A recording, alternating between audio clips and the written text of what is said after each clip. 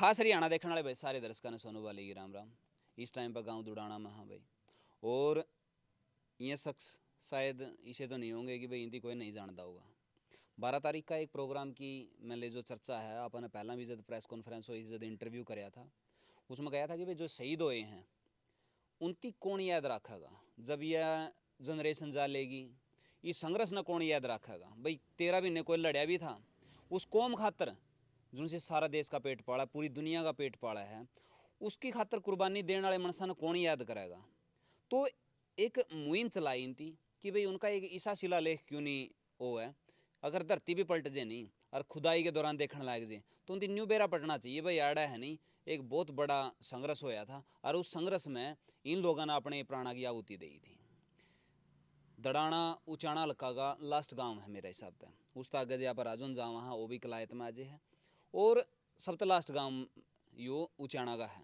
आज यात्रा लगावा इसकी या फिर न्योंदा लगावा किसी तरीके भी लगावा या पूरी पूरी जो टीम है यह उरा पहुंची है के कुछ चल रहा है, आगे का प्लान के है, 12 तारीख ने के होना है, प्रशासन का के रुख है, सरकार की तरफ से किस तरीके के कुछ हैं, उन सारी बातें बाबा बात करांगे। सबसे पहले तो कैप्टन साहब राम राम। राम राम भाई। ठीक सो बिल्कुल ठीक है, और आपके जितने दर्शक हैं सबको राम राम भाई। एक बात चल रही थी कि भाई 12 तारीख ने किसाना खतरा पर किमें करा। पहली बात तो नहीं देखो कि के कुछ चल रहा है वो बताओ, क्योंकि आप सारे गामा का दौरा करे है, गामा का मुंह किसा है, लोगों का मुंह किसा है, उसमें रुझान दिखावे भी हैं कि मेरे मन पुठाट है, वो जरूर बताओ। देखो, अब हम जो है लगभग 54 गांवों में हम लोग पैदल यात्रा निकाली। उचाणा के जो खटकर टोल के आसपास के सारे गांवों में बड़ा अच्छा रुझान और लोगों में बढ़िया जोश था, क्योंकि लोग जो धीरे धीरे इस आंदोलन को भूलने लगे थे उनकी दोबारा से याद ताजा होगी, और वो लोग उत्सुक हैं दोबारा खटकर टोल पे आने के लिए जो है।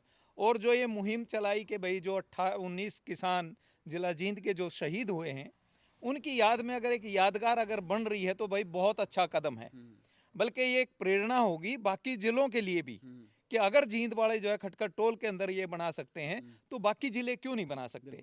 और ये जो है उनके लिए एक श्रद्धांजलि है भाई, जिन्होंने 19 लोगों ने अपने प्राण गंवाए हैं इस आंदोलन के दौरान।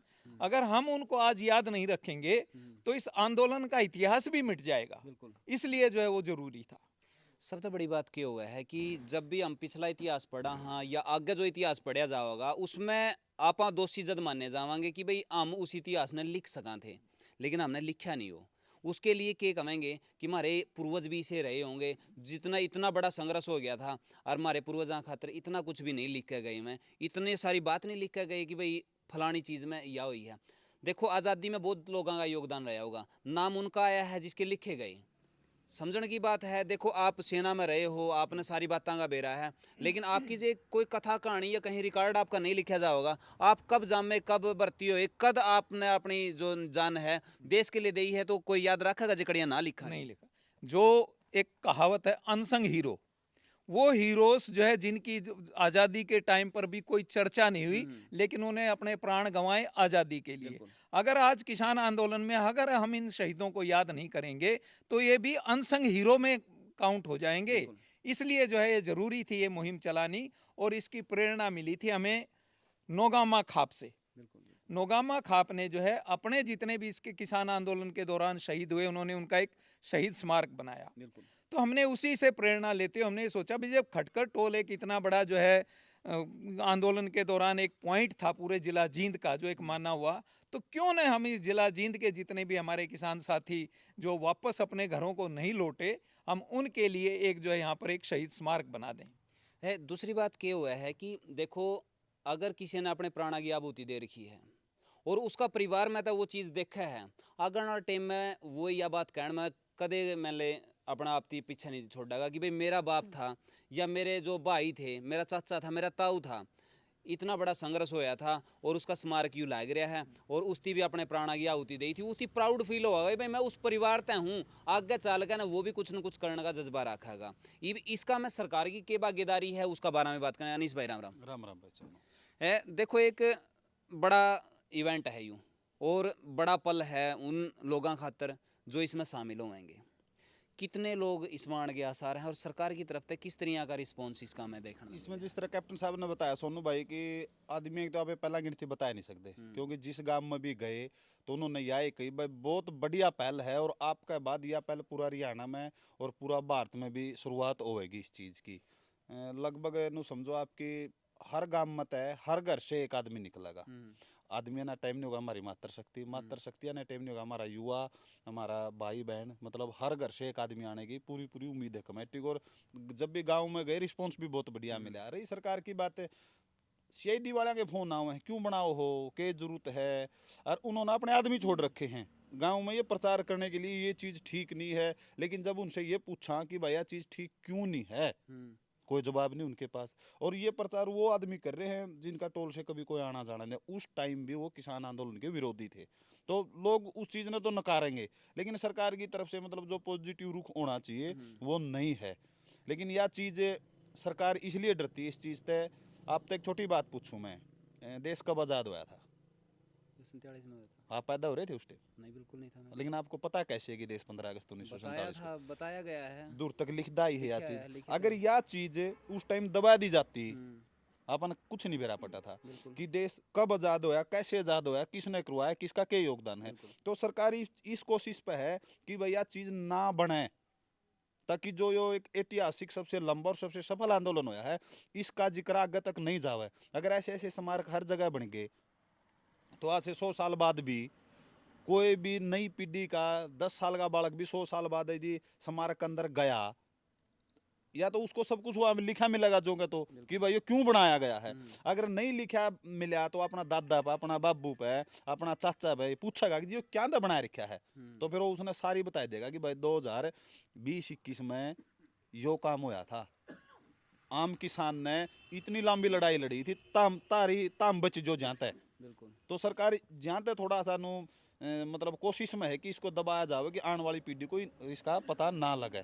लेकिन प्रोग्राम की रूपरेखा आपने बता दिया कि कंप्लीट चमन गांव खटखट टोल के 23-24 गांव बद्दोवाड़ा टोल के और पूरा हरियाणा में जहां जहां तक पहुंच सके निमंत्रण दिया है। और आप के चैनल के माध्यम से भी जिन साथियों तक हम नहीं पहुंच पाए हाथ जोड़ के माफ़ी चाहूँगा टाइम की व्यस्तता के कारण, लेकिन आप सादर आमंत्रित हैं 12 तारीख को खटखट टोल पर पहुंचो। और उसमें आपको गेस्ट बता दें, जो हम आपको नाम लेवाएंगे वो 100% आपको वहाँ पर मिलेंगे।